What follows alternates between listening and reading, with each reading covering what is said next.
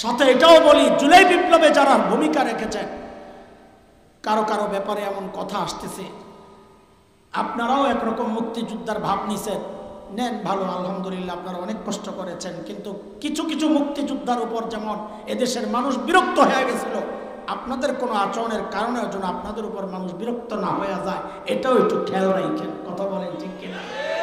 সব দিক ব্যালেন্স করেই তো চলতে হবে আমাদের। আপনাদের অবদান আছে বলে আপনি যা ইচ্ছা তা করবেন, এটা মেনে নেওয়া হবে না। ফ্যাসিস্টদেরকে দূর করছেন নিজে ফ্যাসিস্ট হওয়ার জন্যে, চাঁদাবাজদেরকে দূর করছেন নিজেরা চাঁদাবাজি করার জন্যে, না, এটা হইতে দেওয়া হবে না। সমকামিতার বিরুদ্ধে আমাদের কিছু ভাই, আসিফ মাহতাব ভাই, সরোয়ার ভাই, ডক্টর সরোয়ার ভাই, তারা ফেসবুকে অনলাইনে খুব অ্যাক্টিভ, তারা স্পষ্ট বক্তব্য দিয়েছেন তাদের বিরুদ্ধে। আমরা শুনেছি, দেখেছি, ওই সন্ত্রাসী সমকামীরা তারা আমাদের এই ভাইদের কল্লা মাথা অঙ্কন করে শরীর থেকে আলাদা করে বোঝাচ্ছেন, তাদেরকে হত্যার হুমকি দিয়েছেন, তাদের মাথা নিয়ে ফুটবল খেলার কথা বলছেন। স্পষ্ট জানিয়ে দিতে চাই, কোরআনের বিরুদ্ধে যারা কিছু করতে চাইবে, পশ্চিমাদের কৃষ্টি কালচারে দেশে যারা বাস্তবায়ন করতে চাইবে, তোমাদের পূর্বপুরুষরাও আমাদেরকে হুমকি ধমকি দিয়েছে, আমাদের ভাইদের যদি কিছু হয় আল্লাহর কসম একটা একটা ধইরা জীবন্ত পুঁতে ফেলা হবে, জীবন্ত পুঁতে ফেলা হবে। আমাদের সরকারের কাছে আমরা জানাতে চাই, একটু কিছু হইলেই তো মামলা দিয়ে দেন। পাকিস্তানে কে ধরা পড়ছে, তারা বলছে বাংলাদেশের কাদের বক্তব্যে তারা উৎসাহিত হয়েছে, দিয়া দিল আমার ভাই রেজাউল করিম আবরারের বিরুদ্ধে মামলা, জঙ্গি মামলা। কি একটা অবস্থা! আমার ভাই আব্দুল্লাহ মাসউদের বিরুদ্ধে দিয়া দিল মামলা, দিল আরো কিছু ভাইয়ের বিরুদ্ধে যারা তাওহীদপন্থী, যারা এদেশের মানুষের জন্য শরিয়া আইন প্রত্যাশা করে। তুমি ওই খ্রিস্টানদের কানুন প্রত্যাশা করবা, গণতন্ত্রের জন্য আন্দোলন করতে পারবা, কমিউনিজমের জন্য আন্দোলন করতে পারবা, তোমরা মাও সেতুর আদর্শ বাস্তবায়নের জন্য আন্দোলন করতে পারবা। আর আমরা ইমানদার হইয়া আল্লাহর শাসন, কোরআনী শাসনের জন্য আন্দোলন করলে জঙ্গি হয়ে যাব। এই জঙ্গি খেলা বহু হয়েছে, আর এই খেলা চলতে দেওয়া হবে না, চলতে দেওয়া হবে না।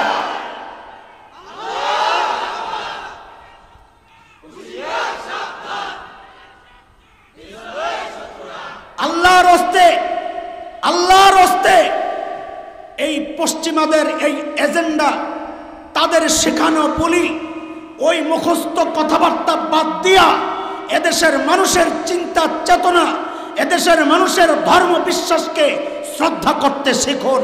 সাহস থাকলে গণভোট দিয়া দেখেন, এদেশের মানুষ আপনাদেরকে চায় না কোরআনী শাসন চায়, গণভোট দিয়া দেখেন। এদেশের স্বাধীনতায় যারা অবদান রেখেছেন সেই সমস্ত মুক্তিযোদ্ধাদেরকে মানুষ এখনো বাধা দেয় রাষ্ট্রপক্ষ থেকে।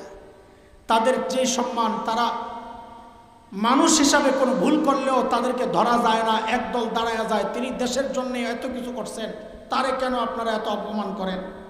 তিনি যাই করুক, 7 খুন মাফ না, এমনটা হওয়া উচিত না। অপরাধ যদি করে, মুক্তিযোদ্ধা করলেও তাকে অপরাধীর কাঠগড়ায় দাঁড় করানো উচিত। সে যদি আব্দুল লতিফ সিদ্দিকী হয়, তাও তাকে ছাড়া উচিত না। কথা বলেন, এই জায়গায় স্ট্রং থাকা উচিত। দেশের জন্য আপনারা অনেক কিছু করেছেন, আমরা আপনাদের কাছে কৃতজ্ঞ। কম নেন নাই এই পর্যন্ত, তার মানে যা ইচ্ছা তাই করবেন, এটা সহ্য করা হবে না। সাথে এটাও বলি, জুলাই বিপ্লবে যারা ভূমিকা রেখেছেন, কারো কারো ব্যাপারে এমন কথা আসতেছে, আপনারাও একরকম মুক্তিযোদ্ধার ভাব নিছেন, নেন ভালো, আলহামদুলিল্লাহ, আপনারা অনেক কষ্ট করেছেন, কিন্তু কিছু কিছু মুক্তিযোদ্ধার উপর যেমন এদেশের মানুষ বিরক্ত হয়ে গেছিল, আপনাদের কোনো আচরণের কারণে যেন আপনাদের উপর মানুষ বিরক্ত না হয়ে যায়, এটাও একটু খেয়াল রাখেন। কথা বলেন ঠিক কিনা? সব দিক ব্যালেন্স করেই তো চলতে হবে আমাদের। আপনাদের অবদান আছে বলে আপনি যা ইচ্ছা তা করবেন, এটা মেনে নেওয়া হবে না। ফ্যাসিস্টদেরকে দূর করছেন নিজে ফ্যাসিস্ট হওয়ার জন্যে, চাঁদাবাজদেরকে দূর করছেন নিজেরা চাঁদাবাজি করার জন্যে, না, এটা হইতে দেওয়া হবে না। মুহতারাম হাজরিন, হযরত শাইখুল হিন্দ মাহমুদ হাসান দেওবন্দি বলতেছিলাম, ব্রিটিশ বিরোধী যাদেরকে, ব্রিটিশদেরকে তাড়াইছেন যারা, আজকে তাদের নাম উচ্চারিত হয় না, কার ওসিলায় সিন্নি খাও মোল্লা চিল্লা না। সেই মোল্লা হচ্ছে উলামায়ে দেওবন্দ। আলহামদুলিল্লাহ, শাইখুল হিন্দের উপরে এমন কোন নির্যাতন ছিল না যা ইংরেজরা চালায় নাই। গ্রেফতার করে নিয়ে গেছে মাল্টার দ্বীপে, সেই জেদ্দা থেকে গ্রেফতার করছে, পালায়া চলে গেছিলেন মক্কায়। সাথে হযরত হুসাইন আহমদ মাদানীও ছিলেন তখন, সৌদি সাথে গেছেন। হযরত শাইখুল হিন্দের মৃত্যুর পর যখন তাকে গোসল করাইতে নিছেন, এলাকার মানুষ দেওবন্দের দেখেন যে কোমরের মধ্যে মেরুদণ্ডের হাড়টা ছাড়া কিচ্ছু নেই। কেউ জানে না কেন, এটা কি সমস্যা। হযরত মাদানী রহমতুল্লাহ আলাইহি ছিলেন তখন কলকাতায়, আলিয়ায় পড়াতেন কিছু। ওস্তাদের মৃত্যুর খবর শোনার সাথে সাথেই দেওবন্দের উদ্দেশ্যে রওনা দিয়েছেন। দেওবন্দে পৌঁছার পর দেওবন্দের মানুষ যখন জিজ্ঞেস করলো শাইখুল হিন্দের কোমরের এই অবস্থা কেন, কি সমস্যা, আপনি ছিলেন সাথে, বলেন। হযরত হুসাইন আহমদ মাদানী বাচ্চাদের মতো কান্না শুরু করছেন। আহারে, আমার উস্তাদের এই দুর্দশা, এই কষ্ট আমি জানি, বলতে নিষেধ করছেন তাই বলি নাই, এখন বলি। ইংরেজরা আমার উস্তাদের উপর যখন নির্যাতন চালাইতো, শুধু এতটুকু বলার জন্য যে খালি বলেন আপনাদেরকে মেনে নিলাম, আমরা আমাদের স্পেশাল লোকদের লিস্টে আপনার নাম উঠাইয়া দিব। শাইখুল হিন্দ বলতেন, আমি তোমাদের লিস্টে নাম উঠাইয়া আল্লাহর লিস্ট থেকে আমার নাম কাটাতে রাজি না। নির্যাতন করতে করতে যখন কথা বের করতে পারত না, তখন তারা কি করত জানেন? জ্বলন্ত আংরার মধ্যে শাইখুল হিন্দকে শোয়া দিত, লোহার শলাকা গরম করে করে শাইখুল হিন্দের কোমরে লাগাই দিত। শাইখুল হিন্দ বলতেন, এই শরীর থেকে এই মাথা আলাদা করা যাবে, এই সিনা থেকে ঈমান আলাদা করা যাবে না।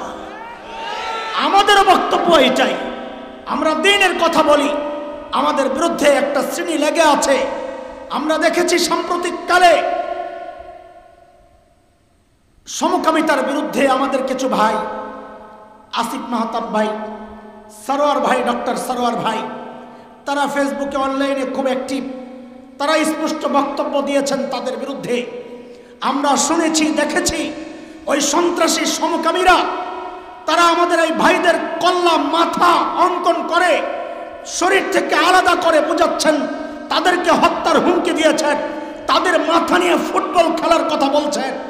স্পষ্ট জানিয়ে দিতে চাই, কোরআনের বিরুদ্ধে যারা কিছু করতে চাইবে, পশ্চিমাদের কৃষ্টি কালচারে দেশে যারা বাস্তবায়ন করতে চাইবে, তোমাদের পূর্বপুরুষরাও আমাদেরকে হুমকি ধমকি দিয়েছে।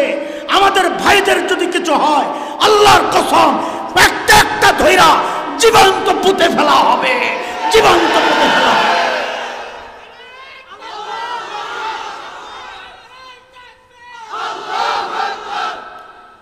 আমাদের সরকারের কাছে আমরা জানাতে চাই, একটু কিছু হইলেই তো মামলা দিয়ে দেন। পাকিস্তানে কে ধরা পড়ছে, তারা বলছে বাংলাদেশের কাদের বক্তব্যে তারা উৎসাহিত হয়েছে, দিয়া দিল আমার ভাই রেজাউল করিম আবরারের বিরুদ্ধে মামলা, জঙ্গি মামলা। কি একটা অবস্থা! আমার ভাই আব্দুল্লাহ মাসউদের বিরুদ্ধে দিয়া দিল মামলা, দিল আরো কিছু ভাইয়ের বিরুদ্ধে যারা তাওহীদপন্থী, যারা এদেশের মানুষের জন্য শরিয়া আইন প্রত্যাশা করে। তুমি ওই খ্রিস্টানদের কানুন প্রত্যাশা করবা, গণতন্ত্রের জন্য আন্দোলন করতে পারবা, কমিউনিজমের জন্য আন্দোলন করতে পারবা, তোমরা মাও সেতুর আদর্শ বাস্তবায়নের জন্য আন্দোলন করতে পারবা। আর আমরা ইমানদার হইয়া আল্লাহর শাসন, কোরআনী শাসনের জন্য আন্দোলন করলে জঙ্গি হয়ে যাব। এই জঙ্গি খেলা বহু হয়েছে, আর এই খেলা চলতে দেওয়া হবে না, চলতে দেওয়া হবে না।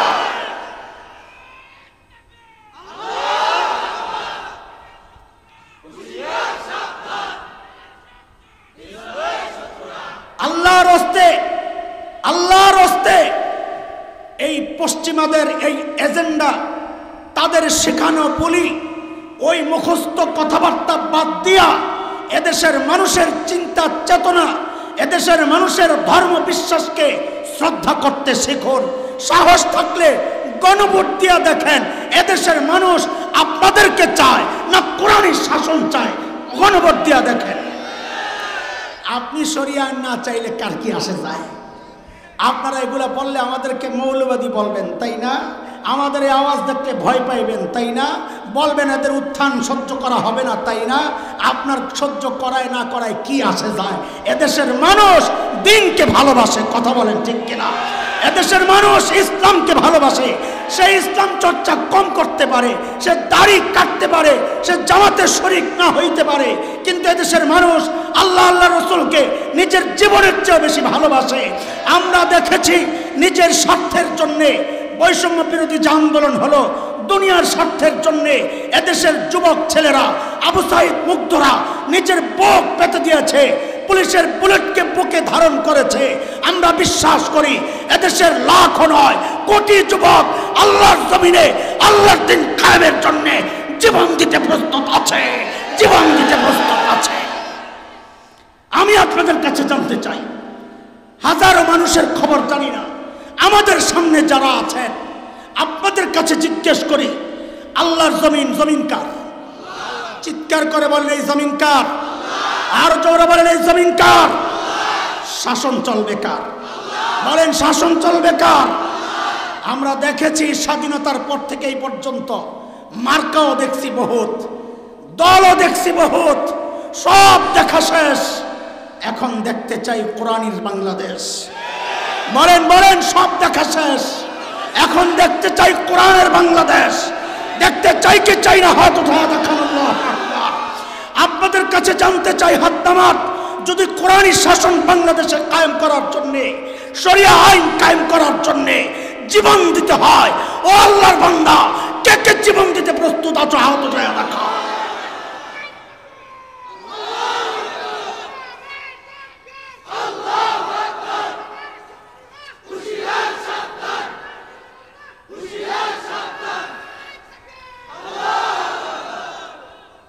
আপনারা আসছেন মেহমানের মতো কয়দিন থাকার জন্যে।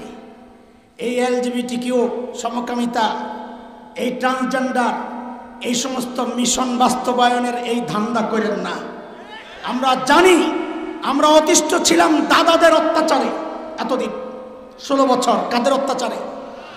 এখন নতুন করে শুরু হয়েছে দাতাদের অত্যাচার। দাতা দাতা এনজিওদেরকে যারা টাকা দেয়, ওরা এক একটা উদ্দেশ্য দিয়েই টাকা দেয়, যে তুমি সমকামিতার পক্ষে কথা বলো, ট্রান্সজেন্ডারের পক্ষে কথা বলো।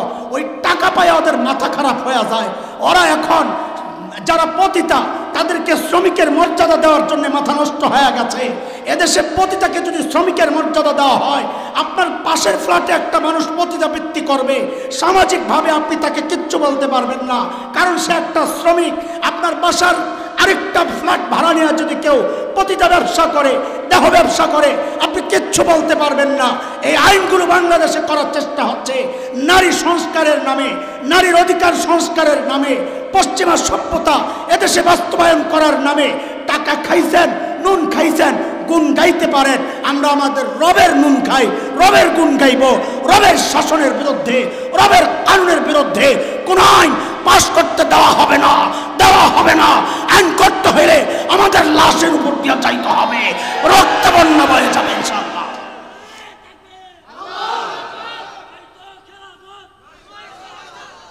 নয়তো শাহাদাত। বলেন আটকায় যান কেন? স্লোগান দিতে হবে, হয়তো খেলাফত। বলেন হয়তো খেলাফত, হয়তো খেলাফত। আল্লাহু আকবার। আল্লাহ তুমি কবুল করো। কালিমার পতাকা পতপত করে উড়ুক দেখতে চাই, দেখতে চাই। তোমরা চাও না, কারণ কি? শরিয়া আইন চালু হইলে চোরের হাত কাটা যাবে। চোর কোনোদিন চাইবে না শরিয়া আইন কায়েম হোক, কথা বলেন না? শরিয়া আইন চালু হইলে দুর্নীতি করা যাবে না, বিদেশে টাকা পাচার করা যাবে না। এদেশের দিনদাররা বিদেশে টাকা পাচার করে না, বিদেশে বাড়ি বানায় না। আমরা জন্মেছি এই দেশে, মৃত্যু হবে এই দেশে, পালানোর কোনো জায়গা নাই, ইচ্ছাও নাই। তোমরা ধাওয়া খাইলেই আশেপাশে পালায়া যাও, তোমাদের দেশের প্রতি কোনো ভালোবাসা নাই। আমরা দেশকে ভালোবাসি। এদেশের স্বাধীনতা, সার্বভৌমত্ব, এটা আমাদের কলিজার দাবি। আমরা দেশকে নিয়ে কোনো আপোষ করতে পারবো না, মানচিত্র টুকরা হতে দেখতে পারবো না।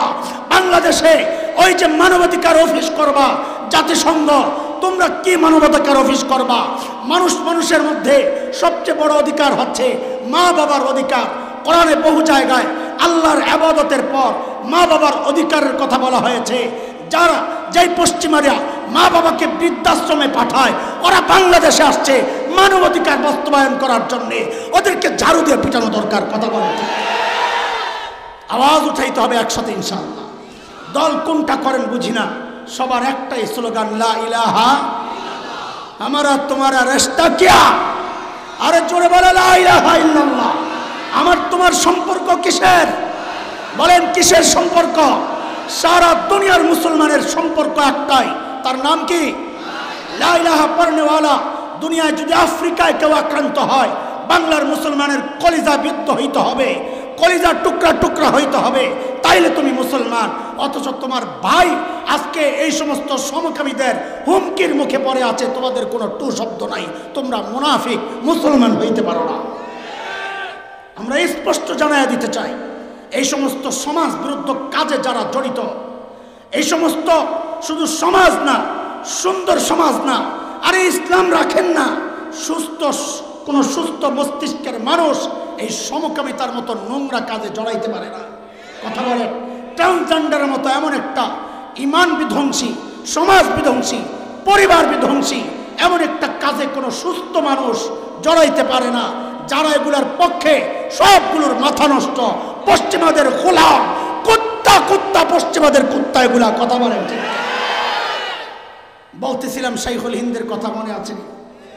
আপোষ করেন নাই, আমরা তাদের সন্তান। আপোষ কাকে বলে চিনি না, চিনি না। আমি সবাইকে বলি, রাজনীতি করেন করেন, কিন্তু যদি দেখেন কেউ শরিয়ার বিরুদ্ধে দাঁড়ায়, তা আল্লাহর হস্তে তাকে লাথি মাইরা চলে আসতে হবে। কথা বলেন না আপনারা? কথা বলেন না কেন? শরিয়ার বিরুদ্ধে যার অবস্থান হবে তার সাথে কোনো সম্পর্ক নাই।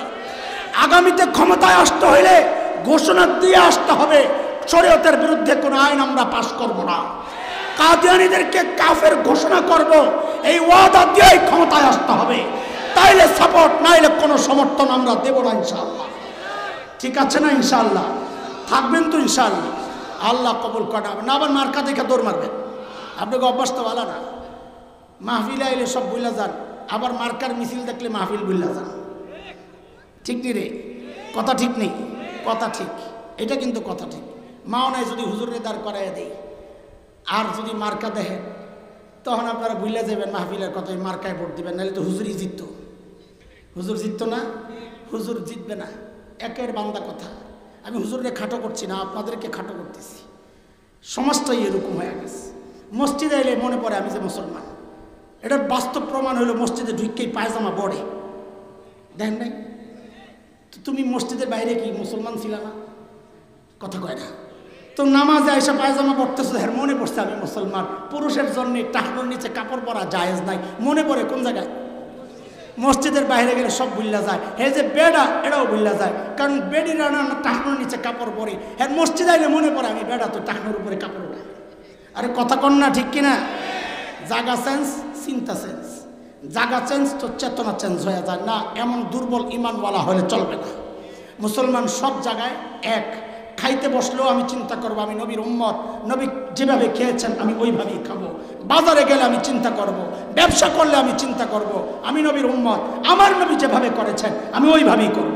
ঠিক আছে না? ইনশাআল্লাহ। আল্লাহ তুমি কবুল করে।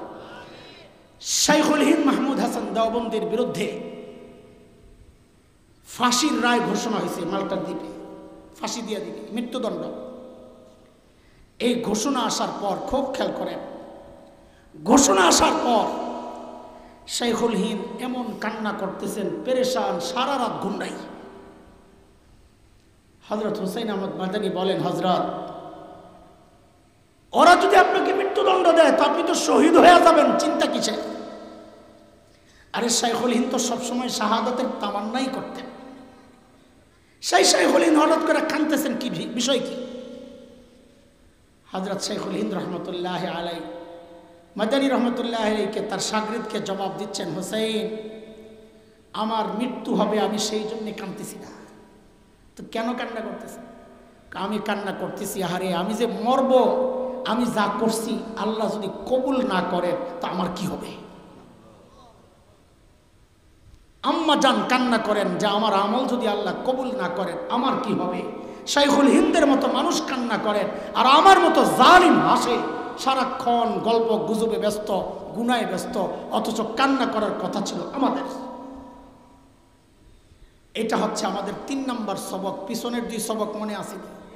আমলকে কবুল করাইতে হইলে 1 নম্বর আমল, আরো জোরে বলি, 2 নম্বর গুনাহ ছাড়া, 3 নম্বর হচ্ছে, বলি নাই খালি গল্প শোনাইছি, 3 নম্বরটা বুঝেন।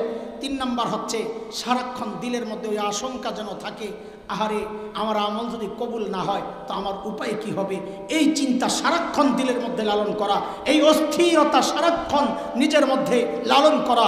তাইলে আশা করা যায় আল্লাহ চিন্তা করবেন, আল্লাহ মনে করবেন আহারে আমার বান্দা নিজের আমলের উপর কোনো ভরসা নাই, আমার রহমতের দিকে তাকায় রয়েছে। তখন আল্লাহ তাআলা আমাদেরকে, আমাদের আমলগুলোকে আশা করা যায় কবুল করবেন ইনশাআল্লাহ। নিশ্চিন্তায় বসে থাকবো না। একটা ছোট্ট উদাহরণ দেই, শুনেন। লাইলাতুল কদর কবে হয়? লাইলাতুল কদর কবে হয়? 14 শাবানে। মাইসিনস শেষ দশকের, বলেন শেষ দশকের। কাজে নির্দিষ্ট করে তো কেউ জানে না, তাই না? তো আম্মা জান আয়েশা রাদিয়াল্লাহু আনহা নবীকে জিজ্ঞেস করছেন, ইয়া রাসূলুল্লাহ, যদি আমি অনুমান করতে পারি আজকে লাইলাতুল কদর, তো আমি কি দোয়া করব, কি আমল করব? ওই খেয়াল করেন, জিজ্ঞেস করছেন কে? তিনি কে? আল্লাহর রাসূলের কি প্রিয়? সবচেয়ে প্রিয়। এটা বলতে হবে না, প্রিয় তো সবাই, আপনিও প্রিয়, ঈমান আনছেন তো আপনিও নবীর প্রিয়। তো ঠিক করে বলেন, আম্মা জান হচ্ছেন নবীর। জিজ্ঞেস করছেন যেই রাতের আমল নিয়া, ওই রাতটা হচ্ছে আল্লাহর কাছে সবচেয়ে প্রিয় রাত। তো বলেন এবার ঠিক করে, জিজ্ঞেস করেছেন কে? সবচেয়ে প্রিয় ব্যক্তি। কোন রাত সম্পর্কে? আল্লাহর কাছে সবচেয়ে দামি রাত সম্পর্কে। কাজী নবী যখন জবাব দিবেন, আপনার কাছে কি মনে হয়, নবী কোনো ছোট্ট আমলের কথা বলবেন না সবচেয়ে দামি আমলের কথা বলবেন? কেন? কারণ জিজ্ঞেস করছেন সবচেয়ে প্রিয় মানুষ, জিজ্ঞেস করছেন সবচেয়ে দামি রাত নিয়া, কাজী নবীর জবাবও আসবে সবচেয়ে দামি আমল নিয়া। ঠিক কিনা? নবী একটা দোয়া শিখাইছেন যে আয়েশা এটা বেশি বেশি পড়বা। সেটা কি? আল্লাহুম্মা, পড়েন, আল্লাহুম্মা ইন্নাকা আফুউন তুহিব্বুল আফওয়া ফাআফু আন্নি। আল্লাহুম্মা ইন্নাকা আফুউন তুহিব্বুল আফওয়া ফাআফু আন্নি। সুবহানাল্লাহ। কি অর্থ জানেন?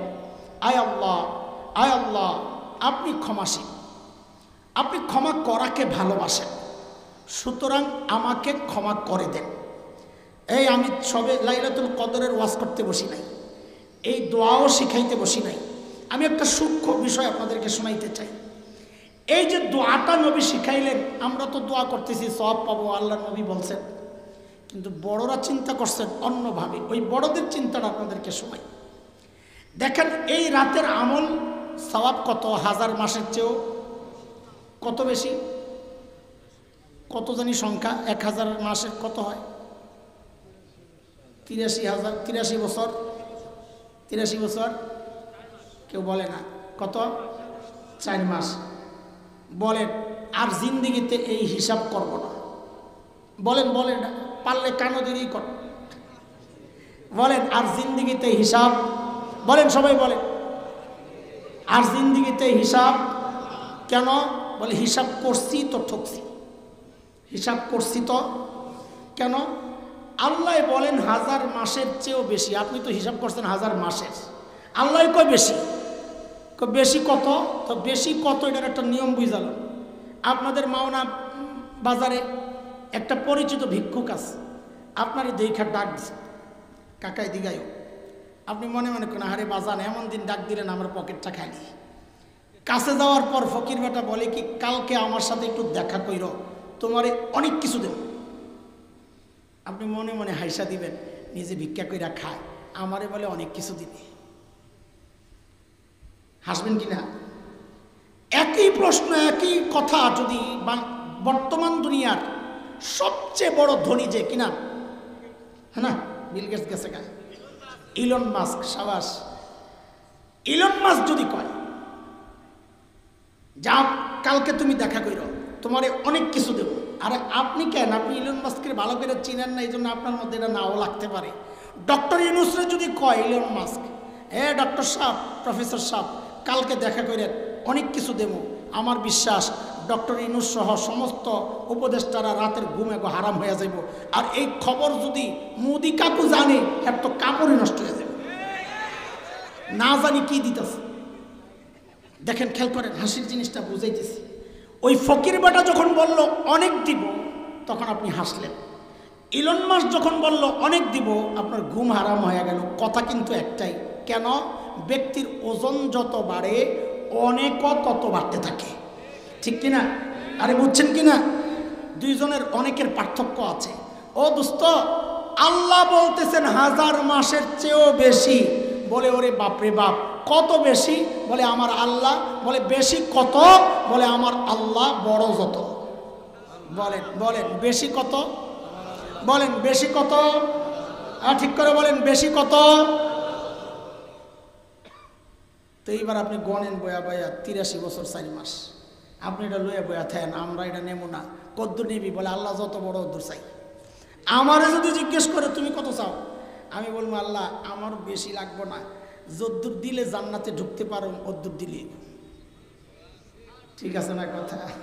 আমার তো কোনো রকমের জাহান্নাম থেকে বাইচা জান্নাতে ঢুকা দরকার, কারণ ঢুকলেই তো নবী আলাইহিস সালামকে দেখবো, ঢুকলেই তো আমার রব দেখবো। বাড়িঘর দিয়া করুন কি, টার্গেটে তো আল্লাহ দেখো। সুবহানাল্লাহ, বলেন টার্গেট আমার রব দেখবো, টার্গেট আমার নবী দেখবো। সুবহানাল্লাহ, টার্গেটে তো এটা।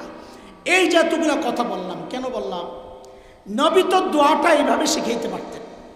জায়সা, তুমি যদি বুঝো যে আজকে লাইলাতুল কদর, তো এইভাবে বইল, আল্লাহ আজকের রাত তো অনেক দামি, কাজে আজকে রাতে যে আমল করছি এই আমলও তো অনেক দামি।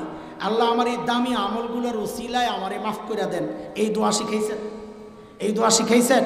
এই দোয়া শিখান নাই। কি শিখাইলেন? ও আল্লাহ আপনি ক্ষমাশীল, ক্ষমা করাকে ভালোবাসেন, আমাকে মাফ করে দেন। বড়রা বলেন, বলে বুঝছো কিছু? নবী ওই রাতেও বান্দাকে শিখাইতেছেন, এরে বান্দা তোর আমল যতই দামি হোক, রাত যতই দামি হোক, ওইটাকে আল্লাহর সামনে পেশ করার দরকার নাই। কেন?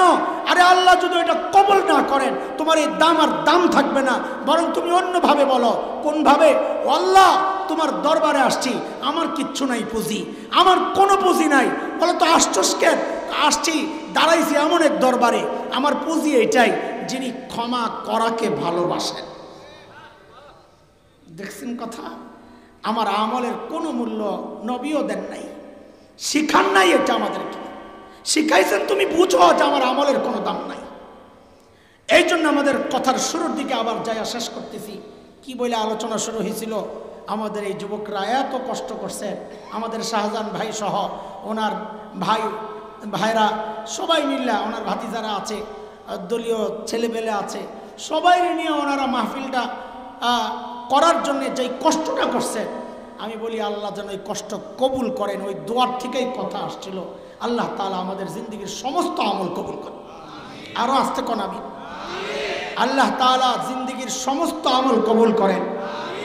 আল্লাহ তাআলা জিন্দগির বাকি জিন্দগির আমলগুলো ওইভাবে করার তৌফিক দেন যেভাবে করলে আল্লাহ আমার আমলকে কবুল করবেন। আমিন আমিন।